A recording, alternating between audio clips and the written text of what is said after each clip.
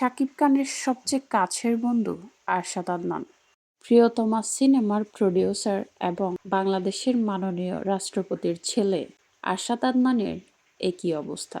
বিভিন্ন উঠতি মডেল এবং নায়িকাদের সাথে রিসেন্টলি কিছু ছবি ভাইরাল হয়েছে, যেখানে দেখা যায় আরশাদ আদনান উঠতি মডেল এবং নায়িকাদের সাথে তুলেছেন আপত্তিকর ছবি, যা ইতিমধ্যেই নেট দুনিয়ায় ভাইরাল।